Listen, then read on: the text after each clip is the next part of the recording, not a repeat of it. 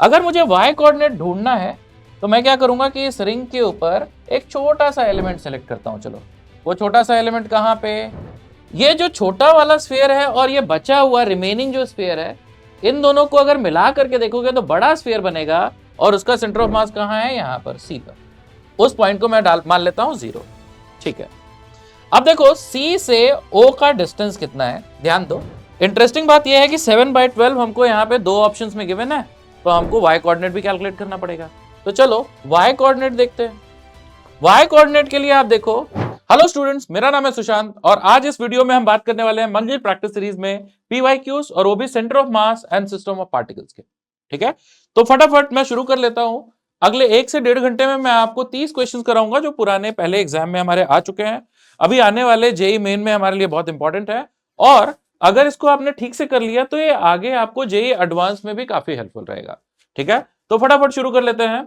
तो सबसे पहला क्वेश्चन जो हमारे सामने है वो है distance of centre of mass from end A of one dimensional rod AB having mass density Q is equal to Q naught 1 minus x square upon L square and length L is 3L by alpha, value of alpha is।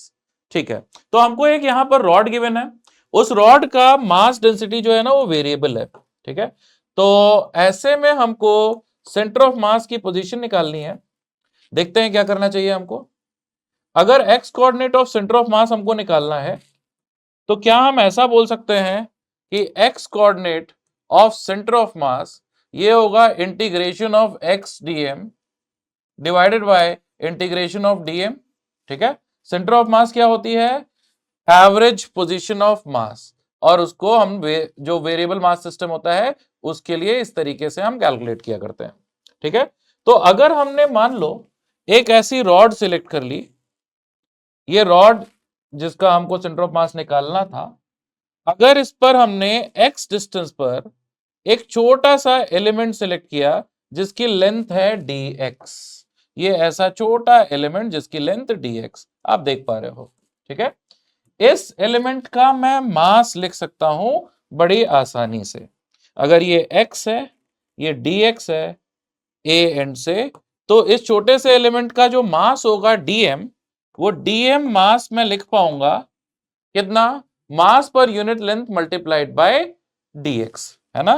तो ये हो जाएगा Q not 1 minus x square upon L square multiplied by dx। Alright, हमको mass मिल गया। अब क्या करें, बस इस फॉर्मूले में वैल्यू डालें और सूटेबल लिमिट्स डाल देते हैं। तो हमको मिलेगा x coordinate of centre of mass xcm, ये हो जाएगा, अगर मैं डायरेक्टली वैल्यूज डाल रहा हूं तो Q नॉट बाहर आएगा, 0 टू L इंटीग्रेट करेंगे, x मल्टीप्लाई करेंगे इस पूरी वैल्यू से, तो हमको मिलेगा x minus x square x cube upon L, right, और ये हो जाएगा dx। ठीक है, डिवाइडेड बाय, नीचे क्या आएगा, नीचे क्या आएगा, अगर डिवाइड करेंगे तो नीचे आ जाएगा Q नॉट बाहर आ जाएगा, 0 टू L, ये वाला term 1 minus x square by L square, यहां भी L स्क्वायर रहेगा। ठीक है, मल्टीप्लाइड बाय dx।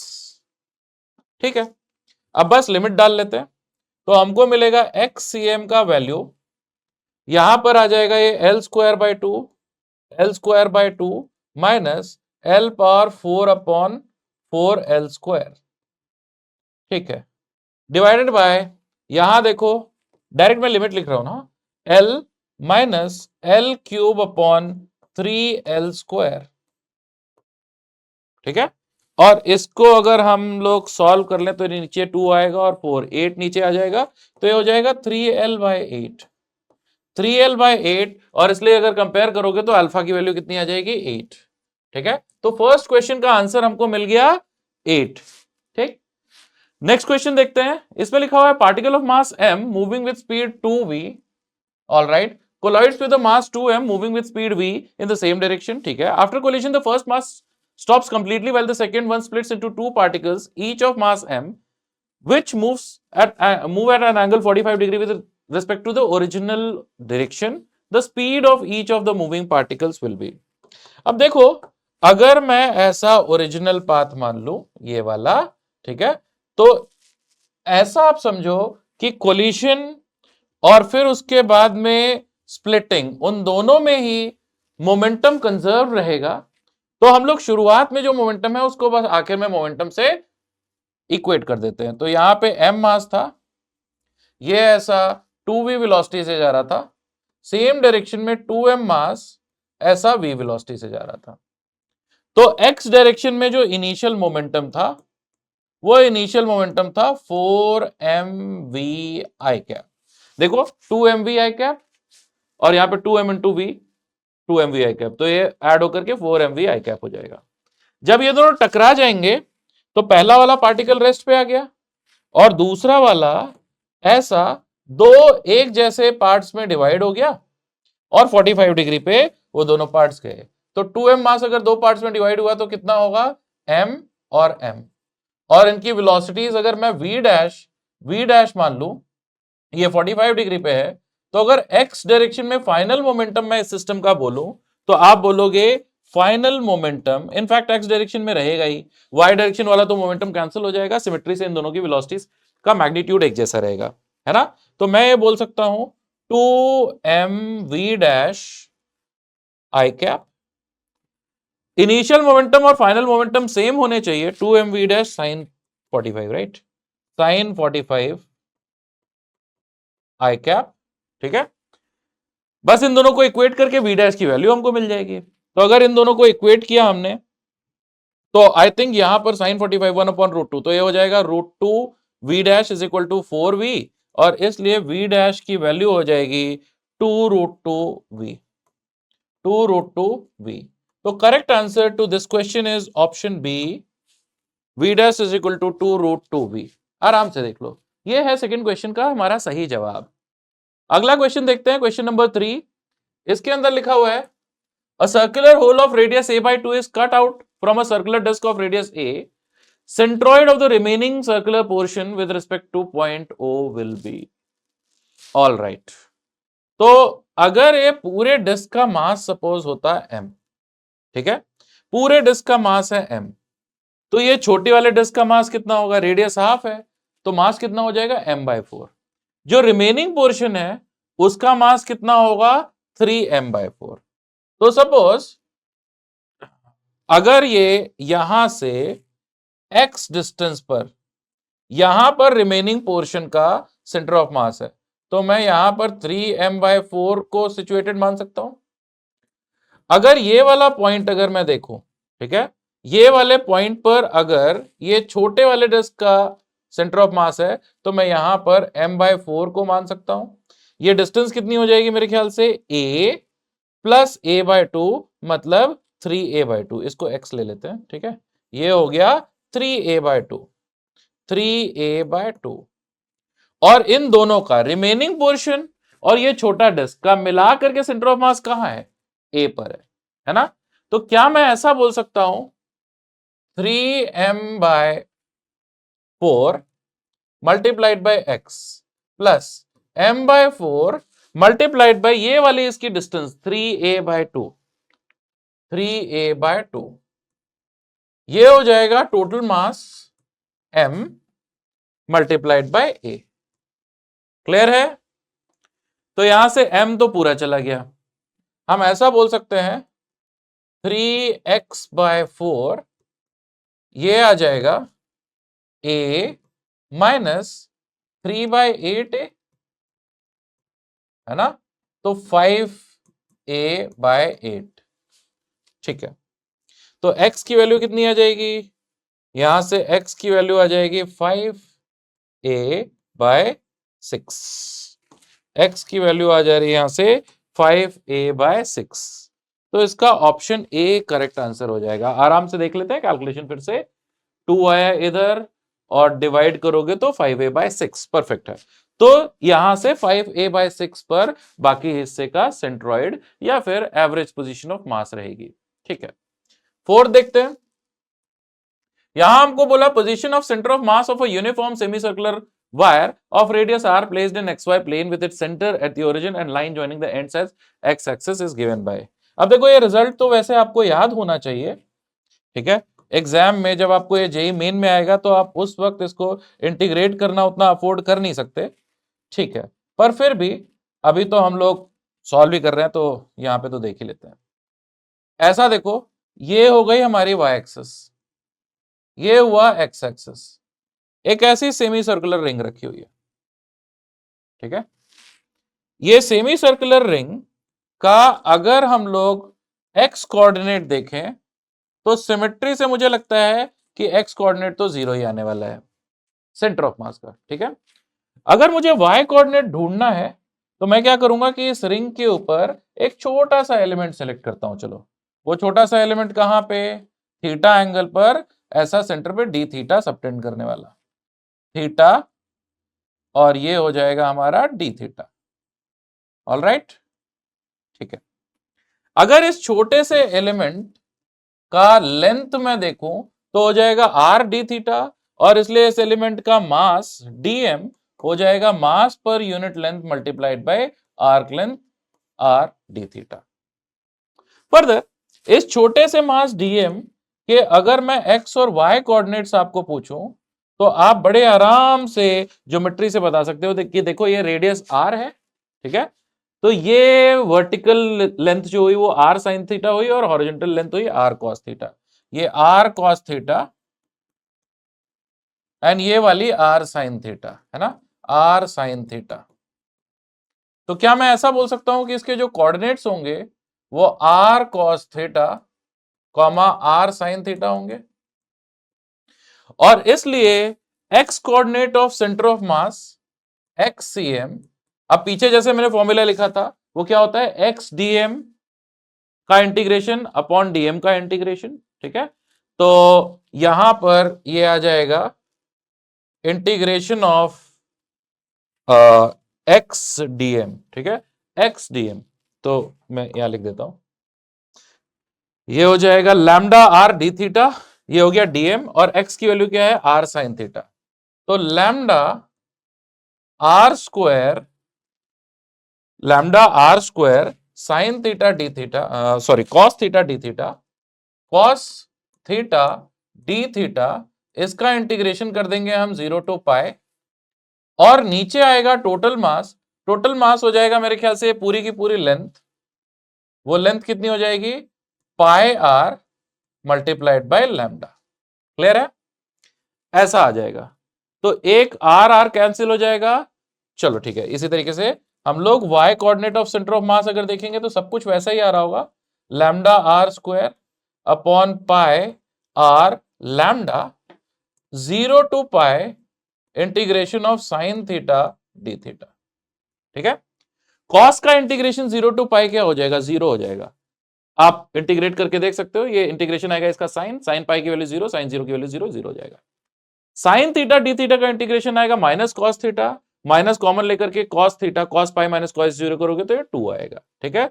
तो यहां से हमको y coordinate of centre of मास जो है वो कितना मिल जाएगा, एक ऊपर आएगा 2, देन r और फिर पाई, ठीक है। और ये रिजल्ट आपको याद भी रहना चाहिए, जरूरी है, ठीक है।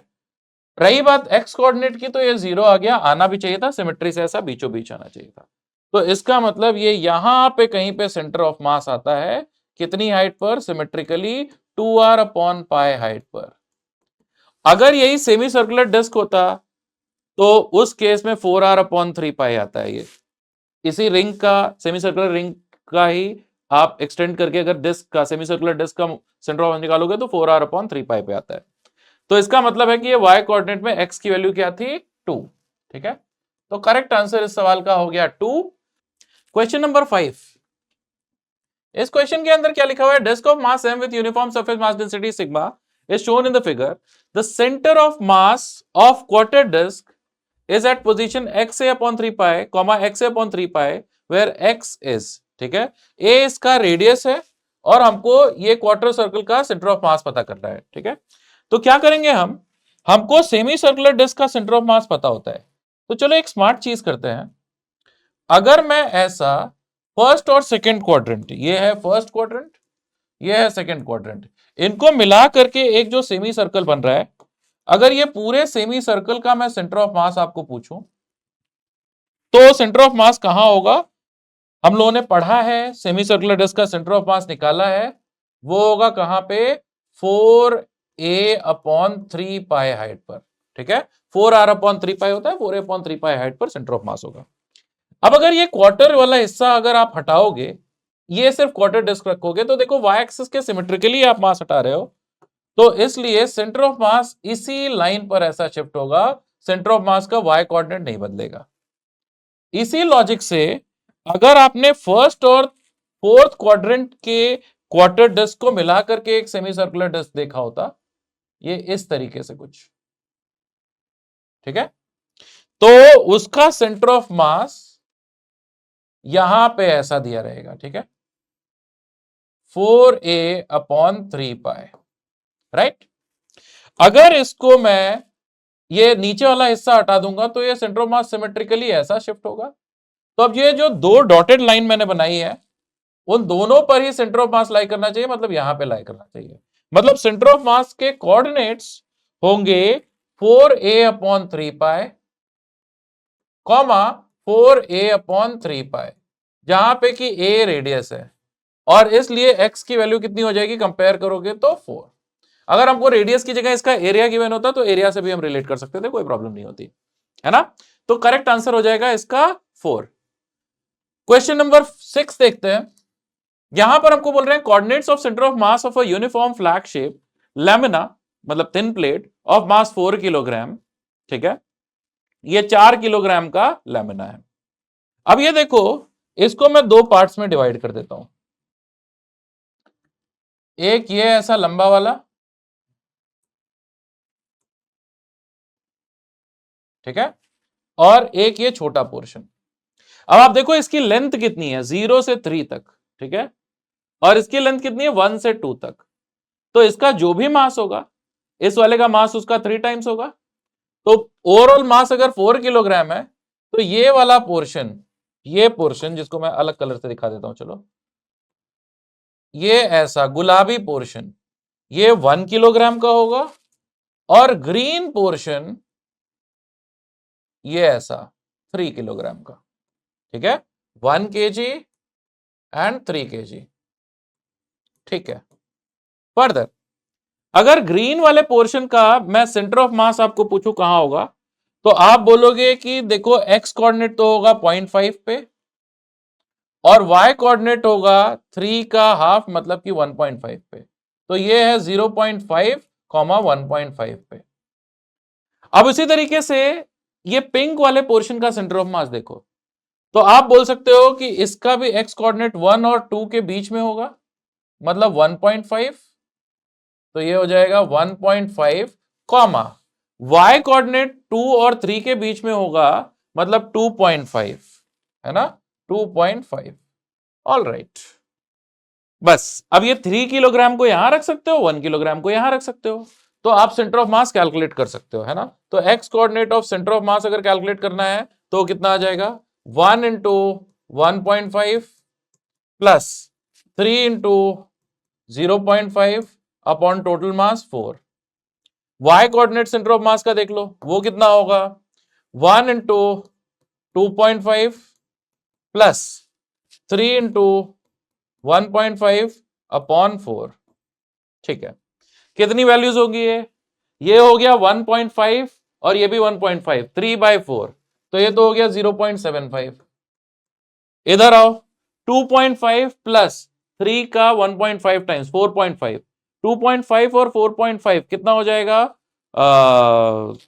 4.5 और 0.5, 7। तो ये 7/4, मतलब 1.75, है ना। तो 0.75 और 1.75, ऑप्शन सी इसका सही आंसर है ना। नेक्स्ट क्वेश्चन देखते हैं, क्वेश्चन नंबर 7। इसमें लिखा हुआ है 3 point particles of masses 1, 1.5 and 2.5 are placed at the 3 corners of a triangle 4, 3, 5। All right, centre of mass of the system is at a point. ठीक है, तो 1 किलोग्राम से किस जगह पे है ये हमको बताना है। ठीक है, तो देख लेते हैं। पहले तो हम अपना ट्रायंगल बनाते हैं। ये ऐसा ट्रायंगल, यहां पर हमको मासेस रखने हैं 1, 2.5 एंड 1.5, 1 kg ऊपर था 2.5 kg और 1.5 kg। ये 1 kg का कोऑर्डिनेट को मैं 0,0 बोल देता हूं और ये ऐसी एक्स एक्सिस, ठीक है। तो ये वाला पॉइंट हो जाएगा 3,0 और ये ऊपर ये ऐसा y एक्सिस, तो ये वाला पॉइंट हो जाएगा कैसा 0,4, ठीक है। तो बस क्या रह गया, अब हमको सेंटर ऑफ मास का x कोऑर्डिनेट अगर कैलकुलेट करना है, x coordinate of centre of मास, तो मैं बोलूंगा 1 इंटू 0 प्लस 2.5 इंटू 0, ये तो सब 0 हो गया, 3 into 1.5, 3 into 1.5 upon total mass. कितना है टोटल मास? टोटल मास है 1, 1.5 एंड 2.5, मतलब 3, 4, 5, 5 है टोटल मास, है ना, 5, ठीक है। तो ये हो गया 0.9 सेंटीमीटर।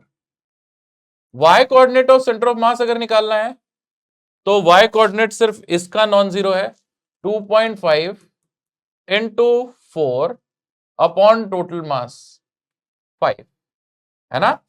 तो ये हो जाएगा हमारे लिए 2 सेंटीमीटर। तो करेक्ट आंसर अगर देखोगे तो 1 kg से 2 सेंटीमीटर ऊपर और 0.9 सेंटीमीटर राइट पे, है ना। तो 0.9 centimetre right and 2 centimetre above the 1 kg मास, तो ऑप्शन सी इसका करेक्ट आंसर हो जाएगा।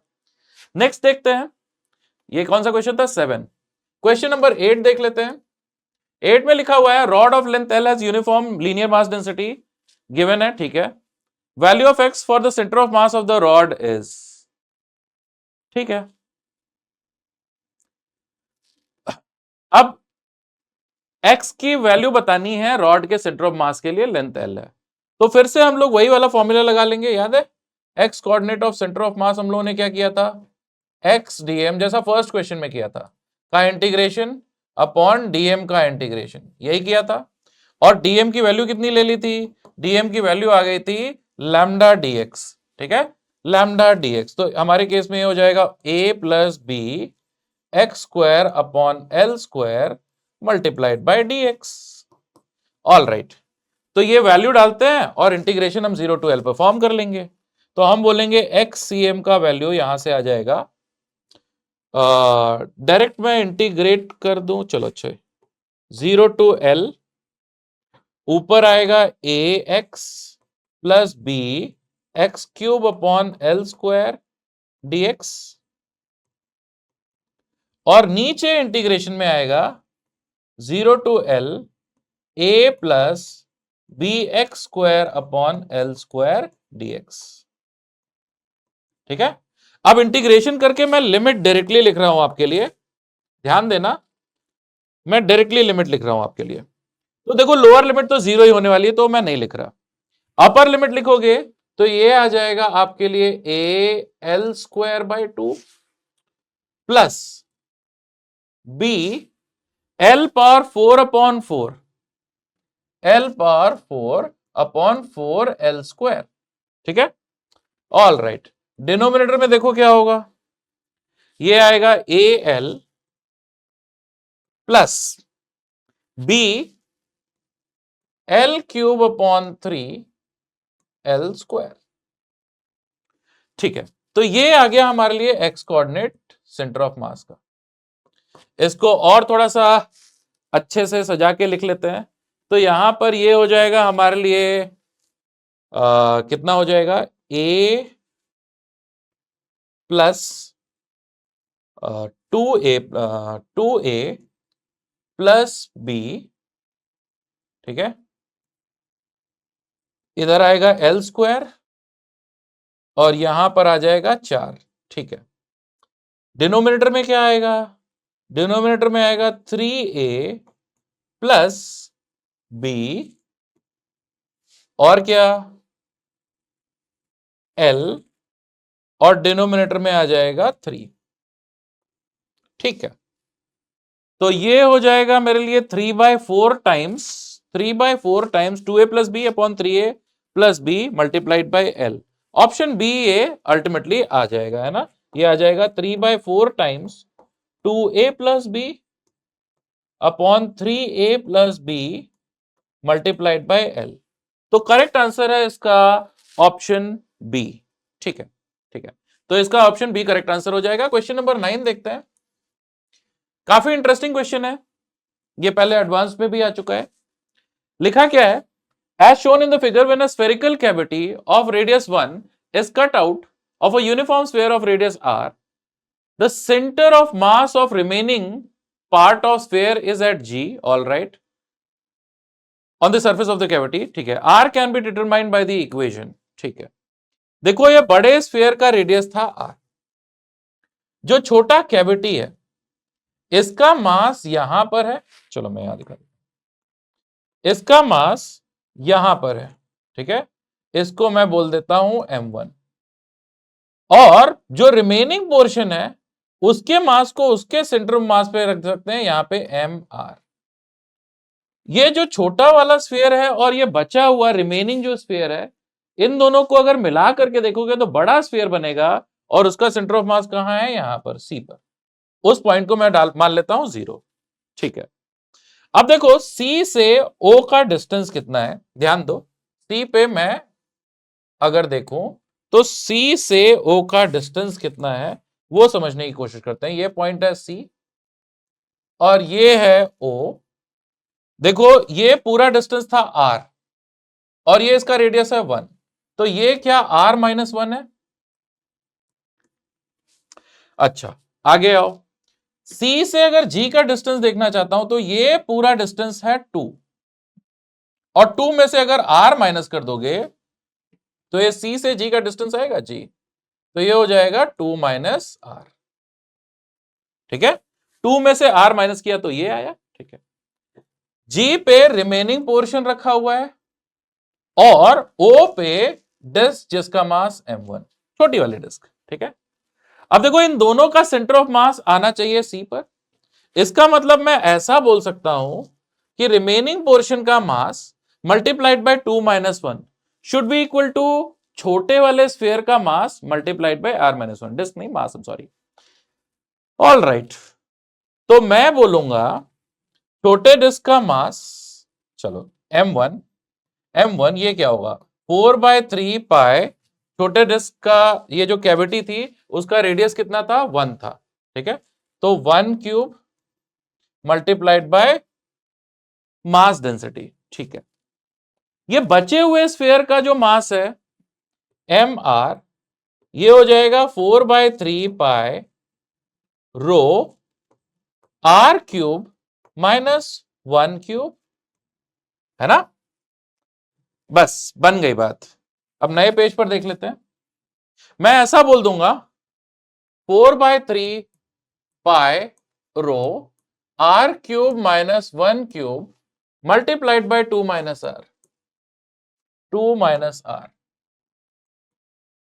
ये होना चाहिए छोटे स्फीयर का mass 4/3 pi 1 cube multiplied by rho multiplied by उसका डिस्टेंस r माइनस 1, ठीक है। तो 4/3 पाई रो ये सब तो कैंसिल हो गया, तो यहां से हमको मिलेगा r cube minus 1 cube multiplied by 2 minus r, ये हो जाएगा r माइनस 1। ए क्यूब माइनस बी क्यूब के फॉर्मूले से इसको एक्सपैंड करेंगे तो r minus 1 r square plus r plus 1 2 minus r, ये हो जाएगा r माइनस 1। तो r माइनस 1 दोनों तरफ से कैंसिल हो जाएगा, ठीक है, और इफेक्टिवली हमको मिलेगा क्या r square plus r plus 1 और 2 माइनस r, इसका प्रोडक्ट होना चाहिए कितना 1, ठीक है। तो इसके लिए हमारा करेक्ट आंसर है ऑप्शन ए, ठीक है। ये हो गया हमारा क्वेश्चन नंबर 9। क्वेश्चन नंबर 10 देखते हैं। क्वेश्चन नंबर 10 में लिखा हुआ है, क्या लिखा हुआ है? Centre of mass of a solid hemisphere of radius 8 centimetre is x centimetre from the centre of the flat surface, then the value of x is. देखो हेमिस्फीयर के लिए, सॉलिड हेमिस्फीयर के लिए जो सेंटर ऑफ मास की position होती है वो हो जाती है कितनी आ जाती है 3r/8, है ना। और यहां पर रेडियस हमको बोल दिया 8, तो इसका मतलब है कि x की वैल्यू,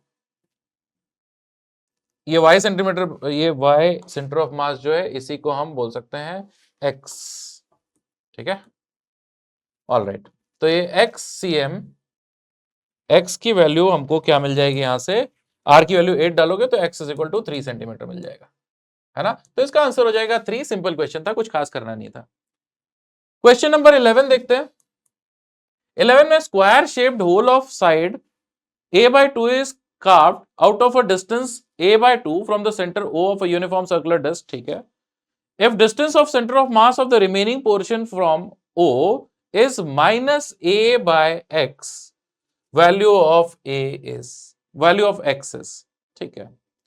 हम लोग ऐसा बोल सकते हैं कि अगर ये रिमेनिंग पोर्शन कहीं पर x डिस्टेंस पर उसका सेंटर ऑफ मास रहा होता, तो हम ऐसा कह सकते थे कि रिमेनिंग पोर्शन का mass multiplied bye x not, अगर एक्स नॉट डिस्टेंस पे उसका सेंटर ऑफ मास होता, प्लस ये छोटे वाले हिस्से का मास, ठीक है, छोटे स्क्वायर का mass of square multiplied by उसका सेंटर ऑफ मास d, ये ओवरऑल इस डिस्क का सेंटर ऑफ मास मतलब 0 पे आना चाहिए, अगर इसको मैं 0 ले लूं, ठीक है।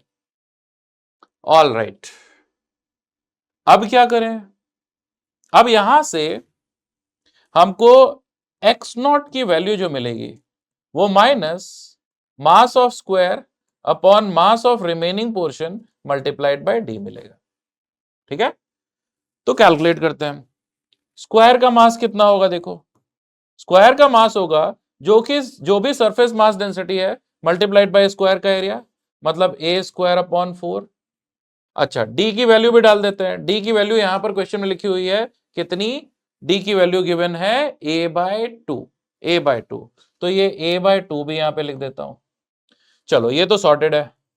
रिमेनिंग पोर्शन का मास देखते हैं। अगर रिमेनिंग पोर्शन का मास देखना है तो आप लिखोगे सिग्मा, इस पूरी डिस्क का एरिया मतलब पाई,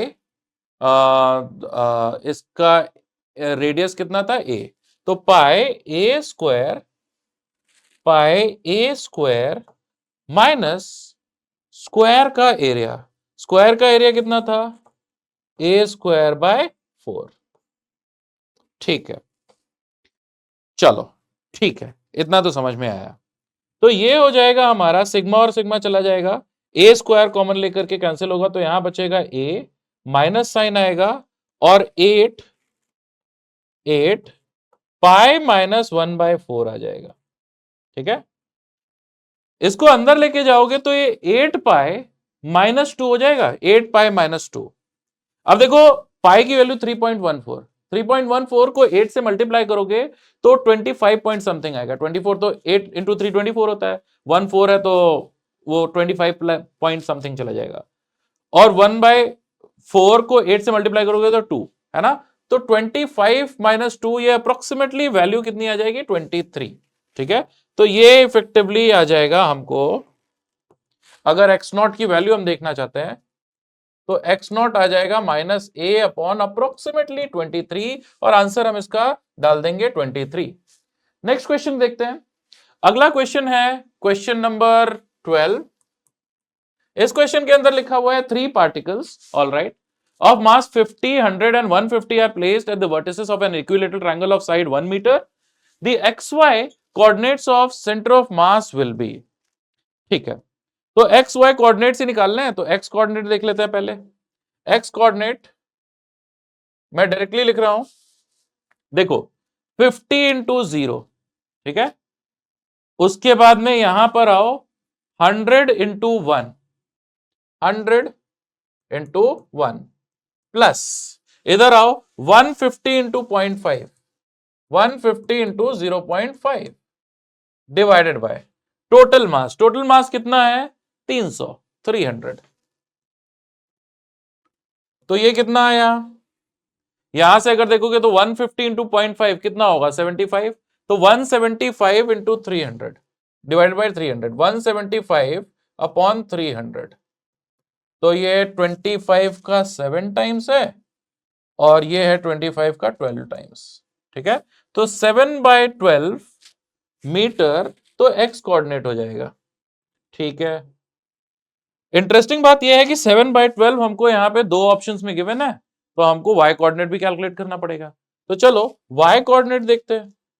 वाई कोऑर्डिनेट के लिए आप देखो, इसका भी वाई कोऑर्डिनेट 0 है, इसका भी वाई कोऑर्डिनेट 0 है, तो हम लिखेंगे सिर्फ 150 multiplied by Y coordinate. Y coordinate इसका क्या हो जाएगा, ये इक्विलेटरल ट्रायंगल है तो साइड लेंथ है 1, तो 1 sin 60, 1 sin 60 कितना हो जाएगा, √3/2, और नीचे टोटल मास 300।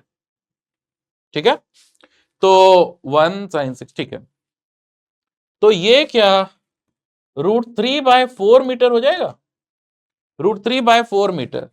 तो करेक्ट आंसर इसका हमको मिल गया ऑप्शन डी। क्वेश्चन नंबर 12 का आंसर है ऑप्शन डी।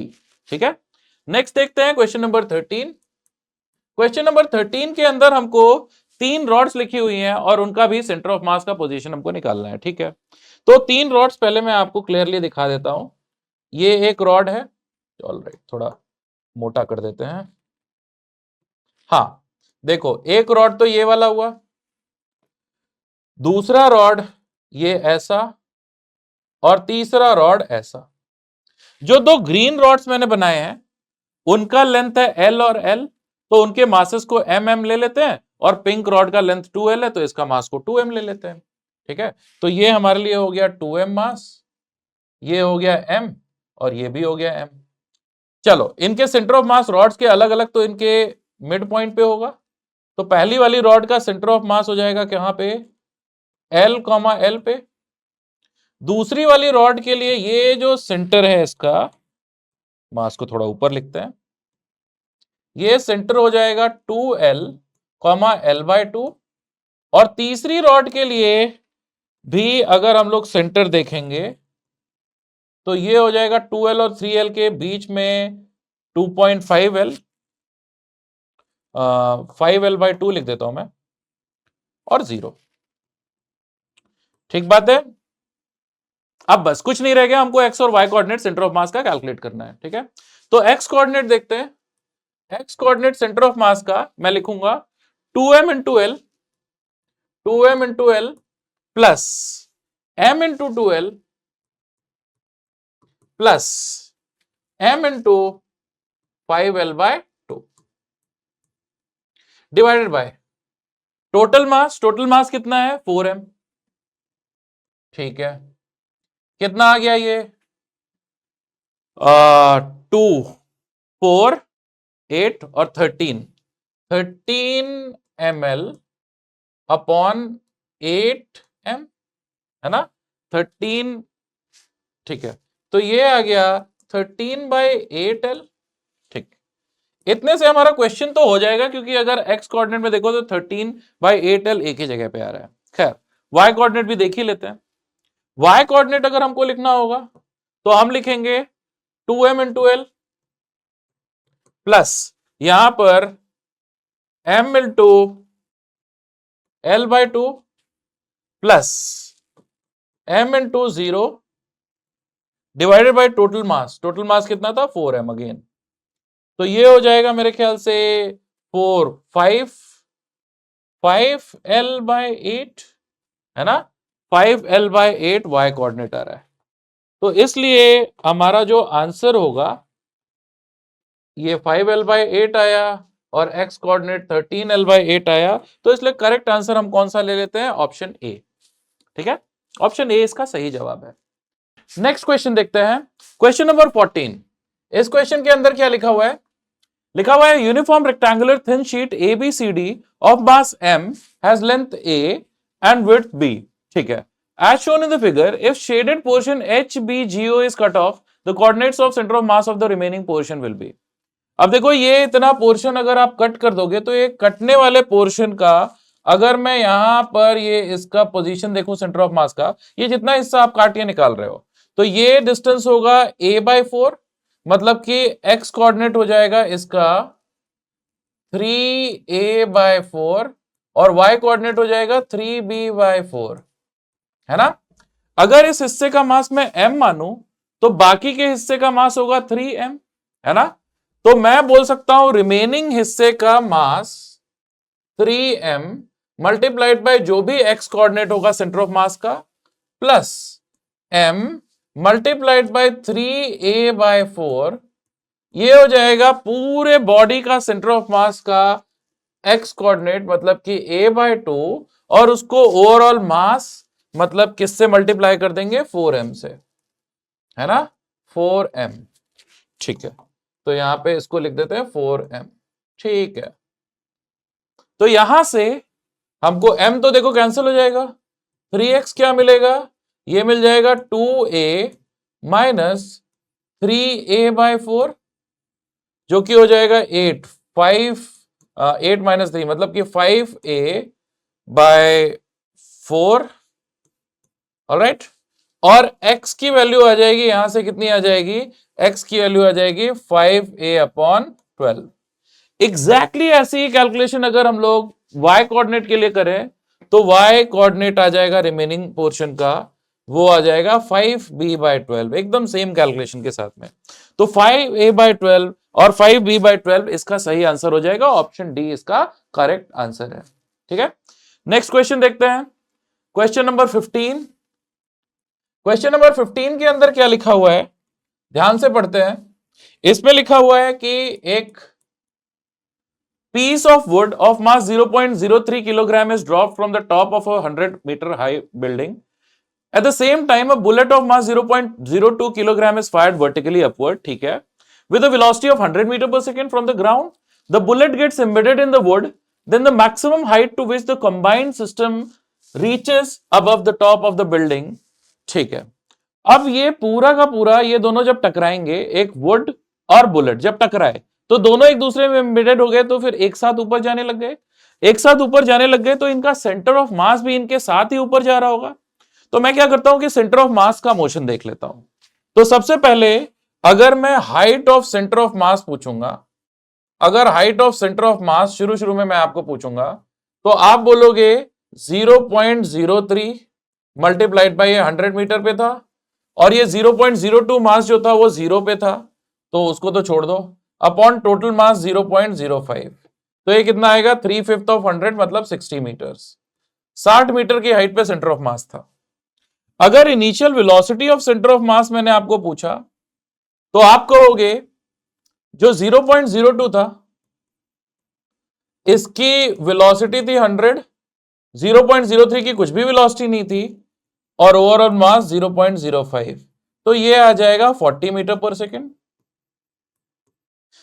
तो सेंटर ऑफ मास 60 मीटर की हाइट पर था और 40 मीटर पर सेकेंड की स्पीड से ऊपर की तरफ जा रहा था। तो यहां इस पॉइंट से कोलिशन से तो देखो सेंटर ऑफ मास के पाथ पर कोई फर्क पड़ने वाला है नहीं, है ना। तो हम लोग ऐसा बोल सकते हैं कि ये यहां 60 मीटर की हाइट से शुरू हुआ और यहां से फर्दर ऊपर जाएगा, कितना और स्पीड हाइट अटेन करेगा, यूसीएम का स्क्वायर अपॉन 2g, राइट, जो कि हो जाएगा 40 का स्क्वायर, मतलब 40 का स्क्वायर कितना होगा, 1600 ना, अपॉन 2g, तो ये हो जाएगा कितना, 80 मीटर्स, 80 मीटर ऊपर जाएगा।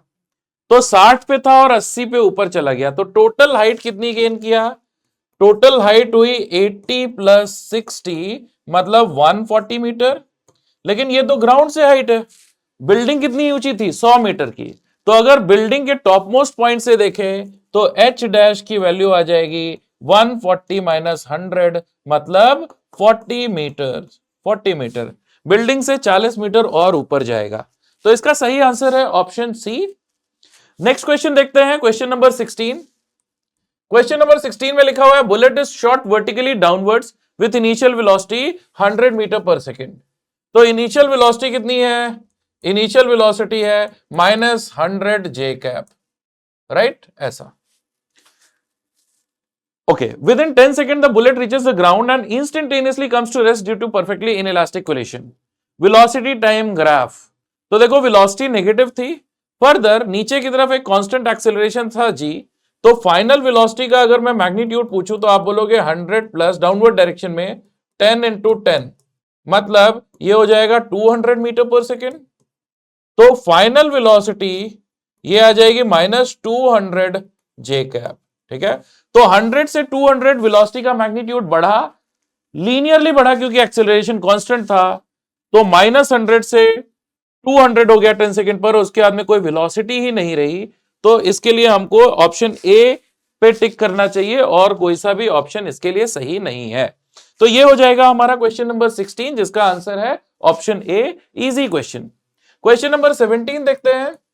इसके अंदर लिखा हुआ है 2 blocks of masses 10 and 30 are placed at the same straight line with coordinates 0, 0, x 0. The block 10 kg is moved to the same line through a distance of 6 cm towards the other block. तो हमको बताना है distance through which the block 30 kg must be move to keep the position of centre of mass of the system unchanged.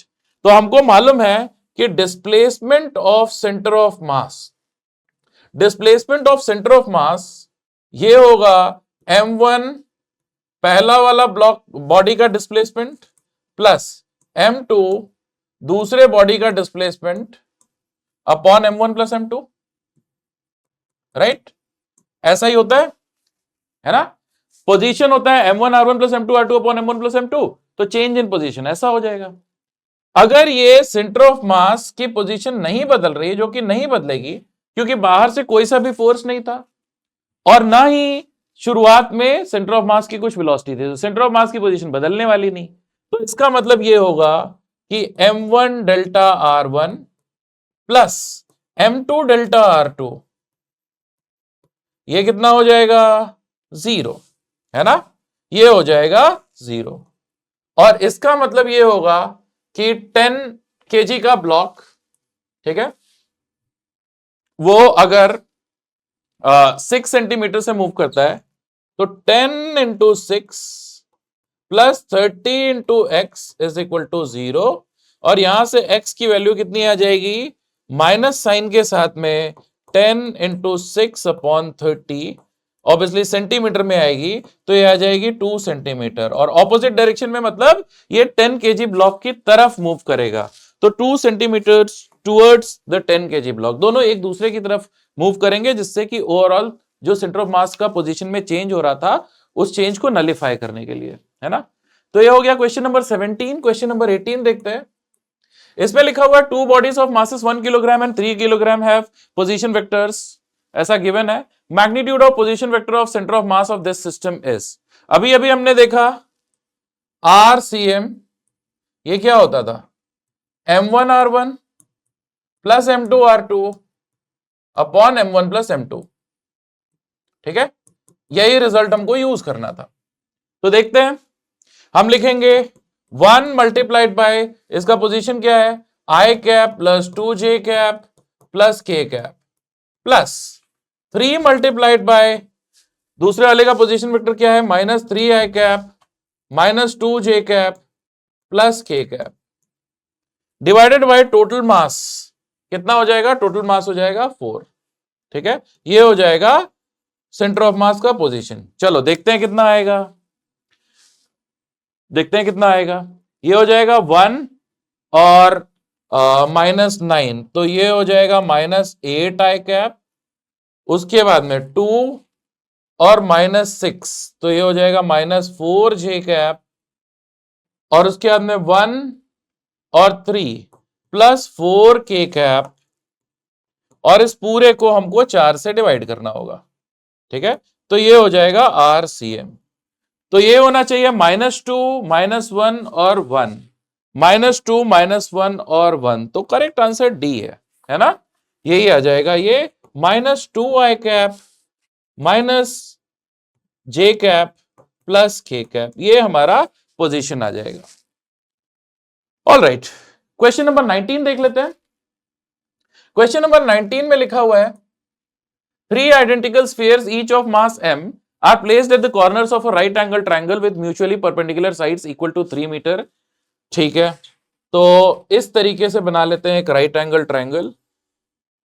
ये जो mutually perpendicular sides हैं इनका length given है हमको 3 मीटर एंड 3 मीटर, और तीनों जो वर्टिसेस हैं उन पर 3 आइडेंटिकल स्फीयर्स रखे हुए हैं। तो उनके मासेस भी हमको गिवन है m, m and m।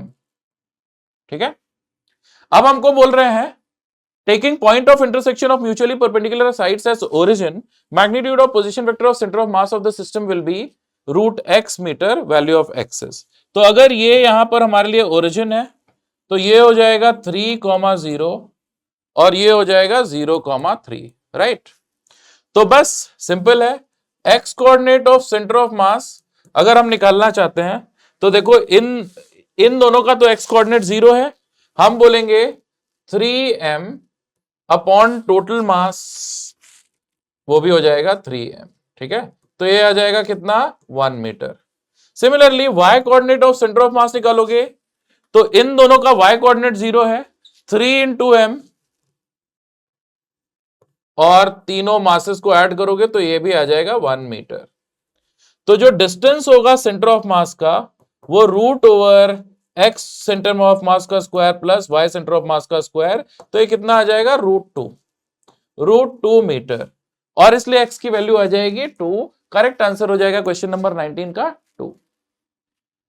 Then question number 20 लिखा हुआ है, what percentage of kinetic energy of a moving particle is transferred to a stationary particle when it strikes the stationary particle of 5 times its mass, assume the collision to be head on and elastic। ठीक है, तो हमको मालूम है कि head on elastic collision होता है तो जो दूसरे पार्टिकल की वेलोसिटी होती है वो आती है twice of m1 u1 upon m1 plus m2, plus यहां पर कुछ u2 वाला टर्म आता है, ठीक है, जो कि ज्यादा इंपॉर्टेंट है नहीं वैसे, पर मैं लिख देता हूं m2 minus m1 upon m1 plus m2 multiplied by u2।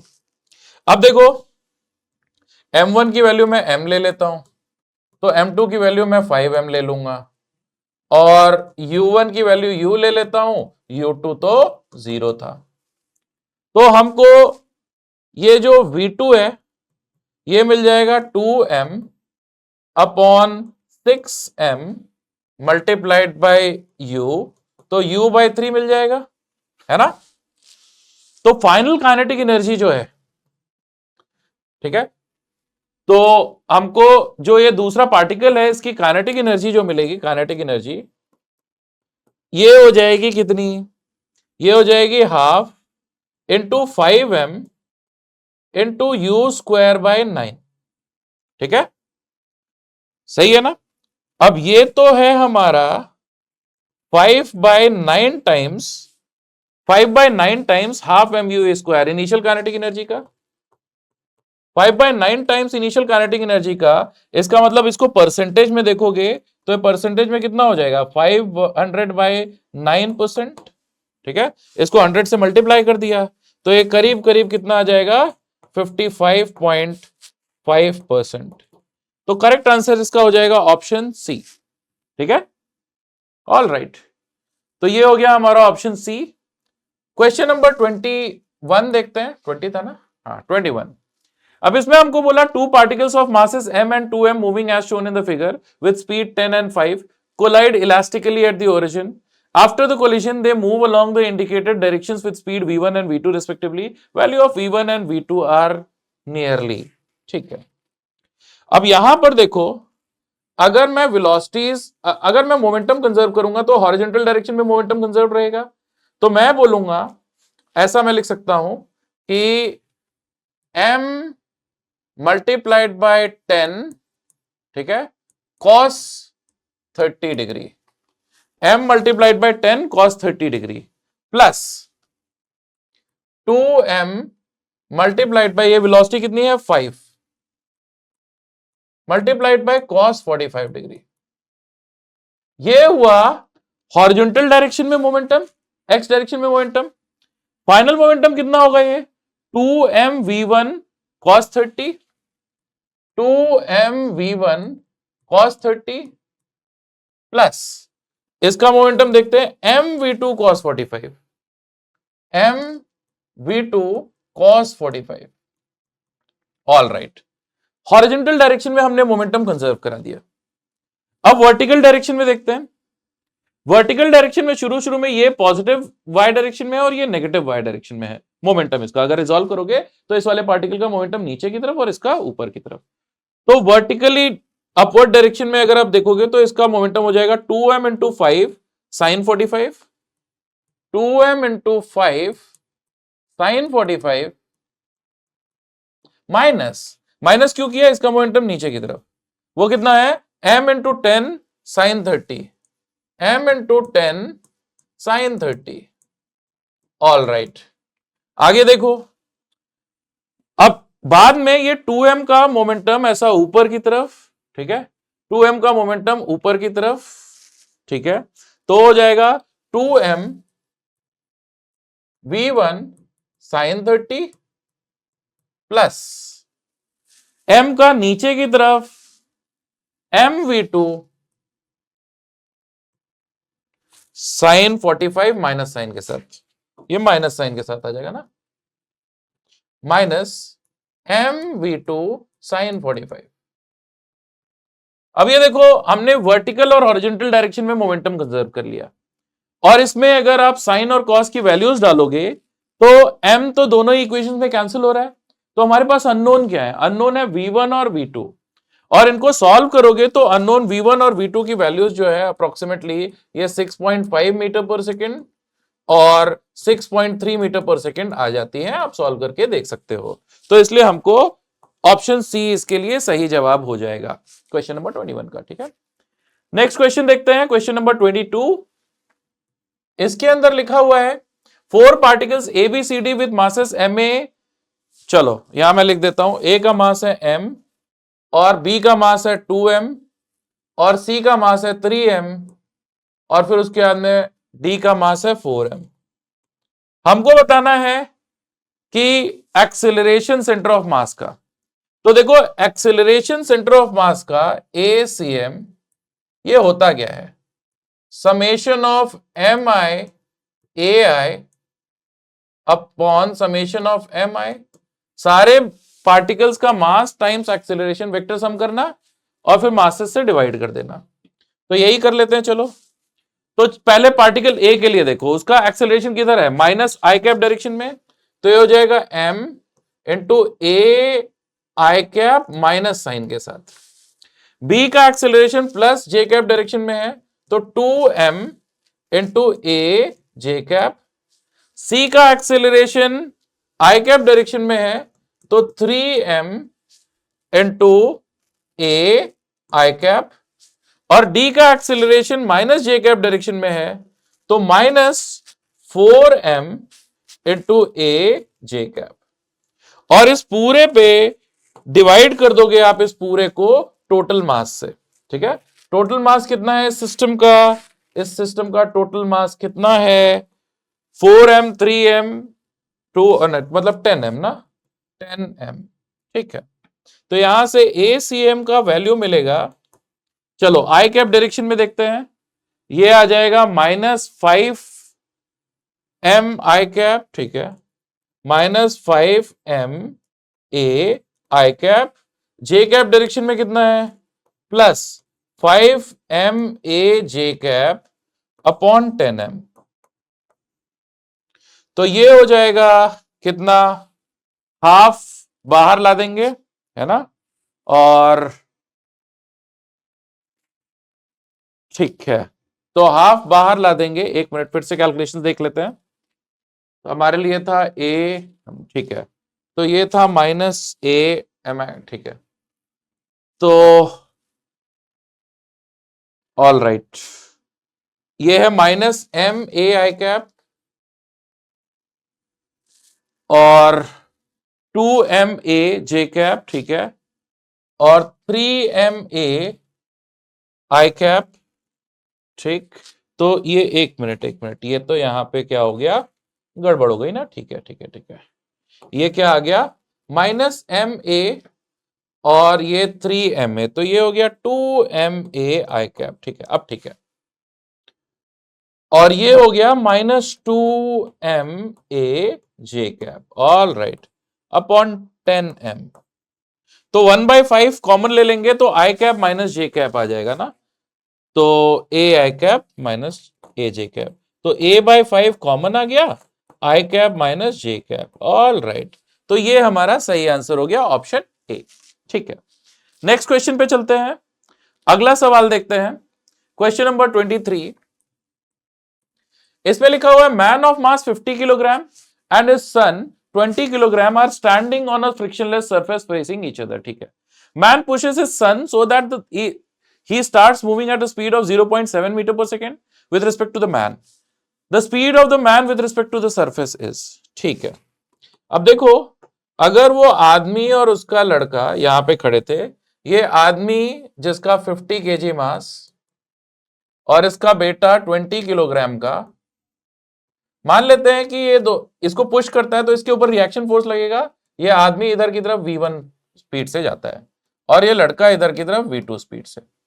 तो देखो रिलेटिव वेलोसिटी कितनी होगी, v2 माइनस माइनस v1, मतलब कि v2 प्लस v1।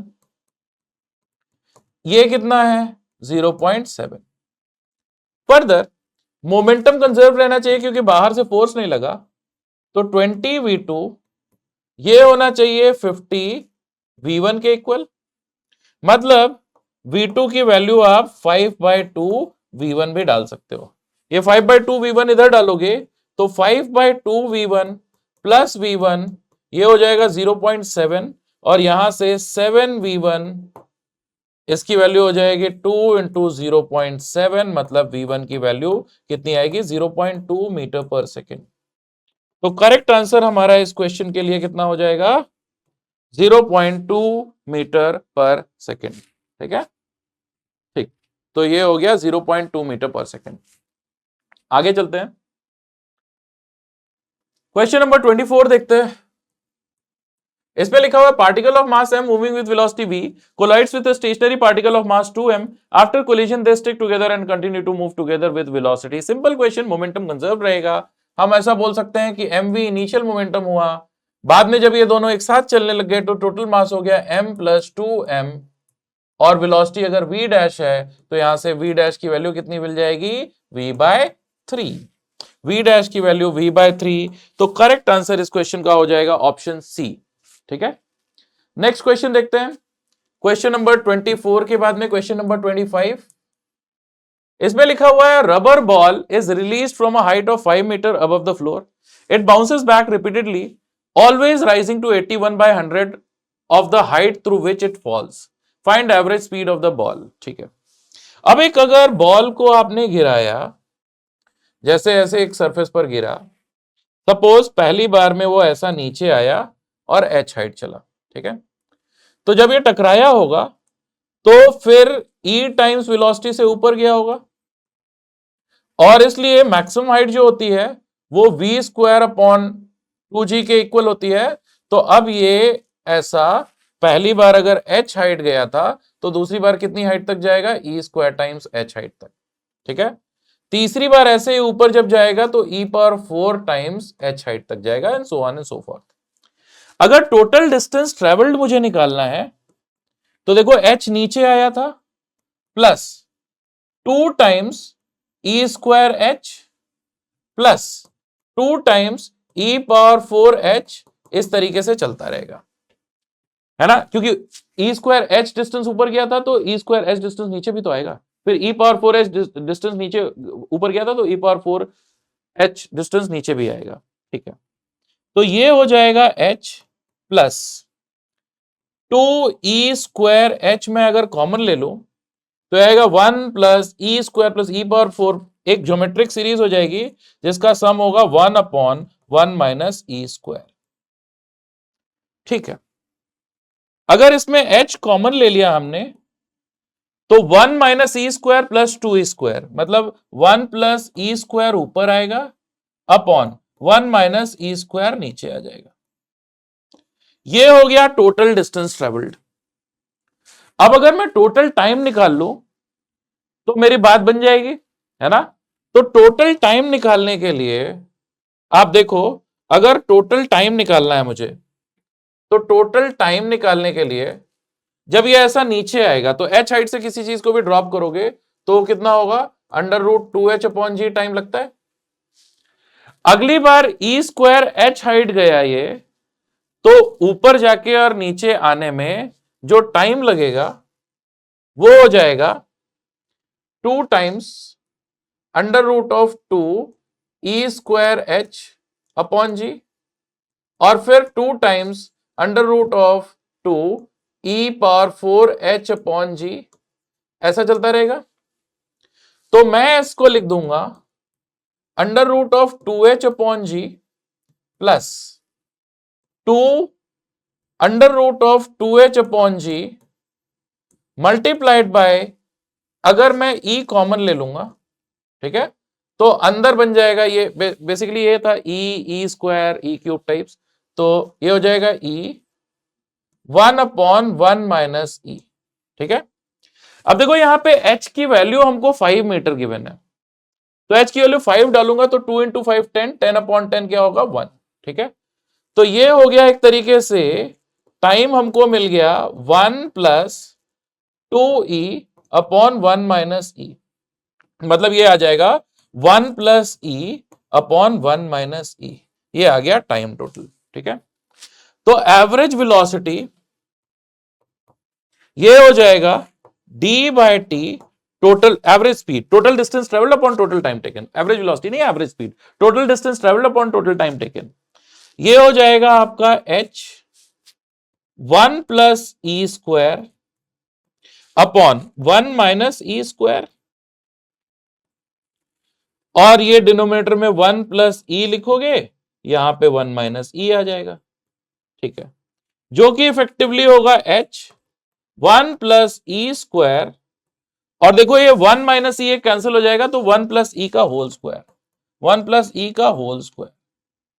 फर्दर यहां पर देखो ई स्क्वायर एच की वैल्यू में ये फैक्टर 81/100 जो है ये ई स्क्वायर की वैल्यू हुई, तो ई की वैल्यू कितनी हो जाएगी, ई की वैल्यू हो जाएगी 9/10 या फिर 0.9, तो ई की वैल्यू 0.9 यहां पर डाल दो और उससे एवरेज स्पीड जो है आपको 2.5 मीटर पर सेकंड के आसपास मिल जाएगी, तो ये हो जाएगा हमारा सही आंसर, ठीक है। क्वेश्चन नंबर 25 के बाद में क्वेश्चन नंबर 26 देखते हैं।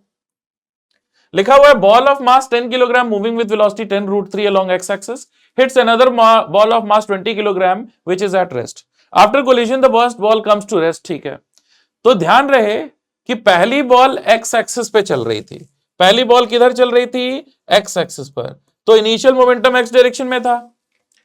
अब हमको बोल रहे हैं कि बाद में क्या हुआ कि पहला बॉल तो रेस्ट पे आ गया, second ball disintegrates into 2 equal pieces, one of the piece starts moving along y axis at speed 10, देखो इसका मास अगर मैं मान लूं m, तो ये 10 से ऊपर की तरफ जा रहा है, the second piece starts moving with speed 20 at an angle theta, ये दोनों इक्वल मास के पीस है, ठीक है।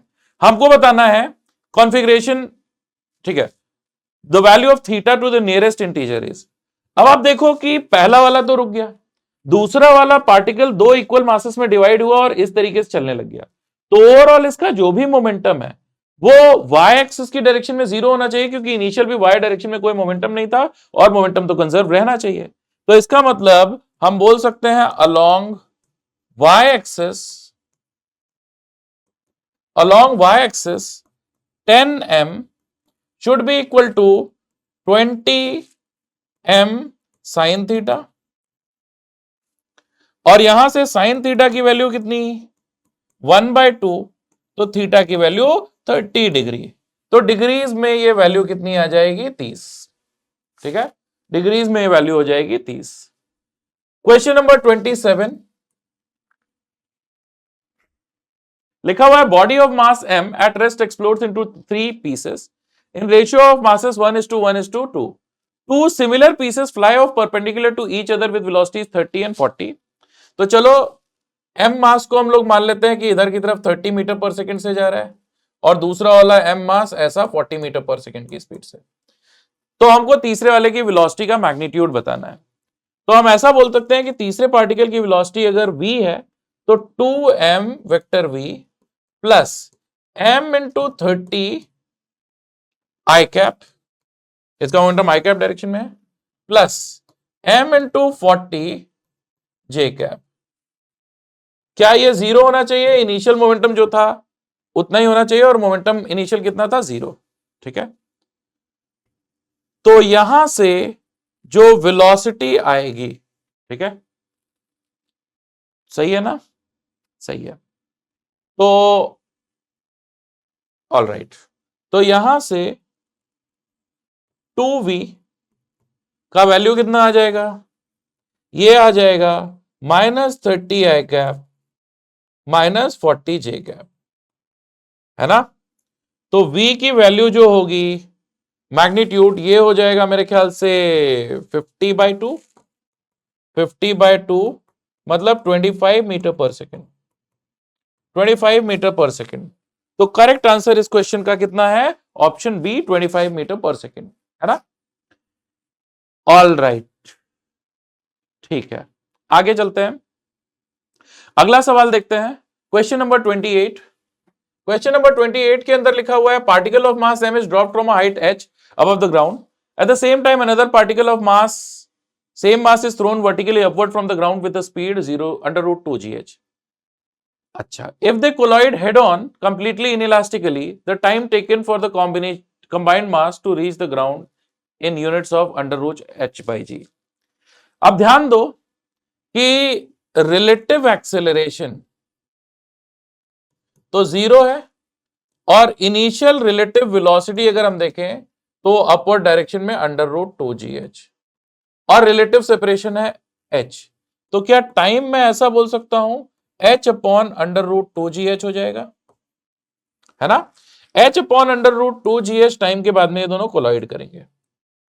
अब जो पार्टिकल ऊपर से आ रहा था उसकी वेलोसिटी अगर मैं इस टाइम पर देखूंगा तो वो हो जाएगा gt इन डाउनवर्ड डायरेक्शन में, तो उसको माइनस साइन के साथ में मैं लिख सकता हूं, माइनस साइन के साथ में gh upon under root 2gh, ठीक है।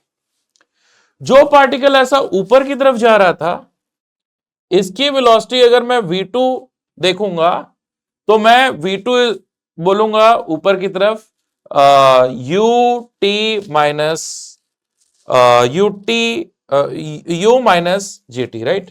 तो ये हो जाएगा u under root 2gh minus gt, gh upon under root 2gh, और ये कितना आ गया under root 2gh minus gh, मतलब कि आ गया gh upon under root 2gh। Interesting बात यह है कि जिस वक्त ये दोनों कोलाइड करेंगे इनकी वेलोसिटीज का मैग्नीट्यूड सेम है और डायरेक्शन ऑपोजिट है और मासेस भी सेम है, ठीक है, मास m और इसका भी सेम मास, तो ओवरऑल मोमेंटम कितना है 0। तो कोलाइड होकर के इनकी इनिशियल वेलोसिटी क्या हो जाएगी 0।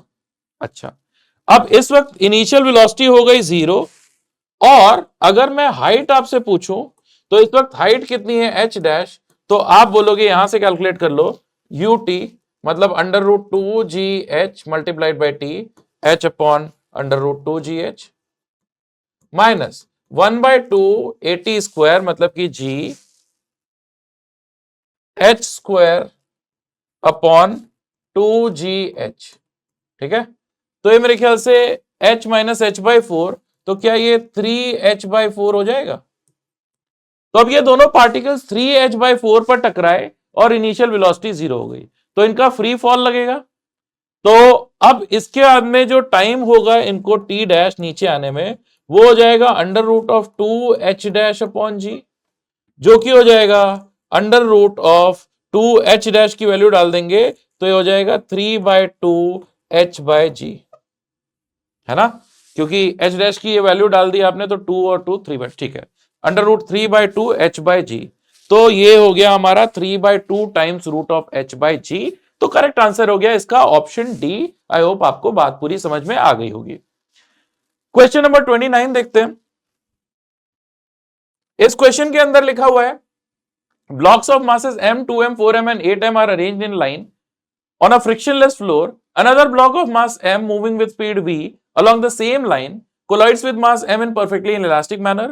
All the subsequent collisions are also perfectly inelastic. By the time the last block of mass 8m starts moving, the total energy loss p% of the original energy value of p is close to, ठीक है। अब देखो momentum तो conserve रहेगा, तो शुरुआत में momentum है mv, जब बाद में ये सारे इकट्ठा हो गए एक साथ तो टोटल मास कितना हो गया 8, 12, 14 एंड 16, राइट। तो 16m final velocity v dash, तो v डैश कितनी हो गई, ये हो गई v/16। तो फाइनल काइनेटिक एनर्जी अगर मैं बोलूं तो आप कहोगे half into 16m multiplied by v square upon 16 का स्क्वायर, जो कि हो गया 1/2 mv² अपॉन 16। तो क्या ये इनिशियल काइनेटिक एनर्जी का 1/16 हो गया? तो अगर हमको लॉस निकालना है तो मैं बोलूंगा initial kinetic energy minus final kinetic energy, मतलब 1 - 1/16 times half mv² upon half mv² multiplied by 100। ये है percentage loss in kinetic energy, right, जो कि इफेक्टिवली कितना आ जाएगा, यही चीज हमको कैलकुलेट करनी थी, loss, percent loss of kinetic energy, right. तो ये हो जाएगा अपना 15/16 इंटू 100, जो कि करीब करीब आपका 94% आ जाता है, ठीक है, ये 94% आ जाएगा इसका आंसर। आखिरी क्वेश्चन देख लेते हैं, 30th क्वेश्चन। इसमें लिखा हुआ है particle of mass m is moving along x axis with initial velocity ui, ठीक है, it collides elastically with a particle of mass 10m at rest and then moves with half its initial kinetic energy, ठीक है। if sin theta 1 is equal to root of sin theta 2 then value of n is, ठीक है। मान लेते हैं collide करने के बाद में ये पार्टिकल इधर v1 वेलोसिटी से जा रहा और ये 10m वाला पार्टिकल जो है इधर v2 वेलोसिटी से जा रहा, तो कोलिजन तो इलास्टिक है, अगर आधी काइनेटिक एनर्जी इसको मिली तो बाकी की आधी काइनेटिक एनर्जी इसको मिल गई। तो मैं ऐसा बोल सकता हूं, शुरुआत में जो काइनेटिक एनर्जी थी mu²/2, इसका हाफ जो है वो हो जाएगा हाफ mv1², और इसी का हाफ mu²/2 का हाफ, ये हो जाएगा half into 10m into v2²। इन दोनों इक्वेशन से मैं ये बोल सकता हूं कि v1, इन दोनों को इक्वेट करोगे तो v1 is equal to √10 v2। पहली बात, इतनी बात हमको पता चल गई, ठीक है। दूसरी चीज कि अगर y डायरेक्शन में हम देखें तो मोमेंटम कंजर्व रहना चाहिए, तो y डायरेक्शन में मैं बोल सकता हूं mv1 sin theta 1, mv1 sin theta 1 should be equal to 10 times m v2 sin theta 2, है ना। और यहां से sin थीटा 1 ये मिल जाएगा 10 टाइम्स v2/v1 sin थीटा 2, जो कि हो जाएगा 10 अपॉन, देखो यहां से v2/v1 क्या है, 1/√10, √10 sin थीटा 2, या फिर √10 sin थीटा 2, सही है। तो यहां से n की वैल्यू कितनी हो गई, 10। तो ये हो गया हमारा आखिरी सवाल का जवाब, ठीक है। तो आई होप आपको ये पूरा लेक्चर समझ में आया होगा, क्वेश्चंस पसंद आए होंगे। तो थैंक यू सो मच, इस वीडियो में इतना ही, बाकी मिलते हैं आगे के प्रैक्टिस शीट्स में।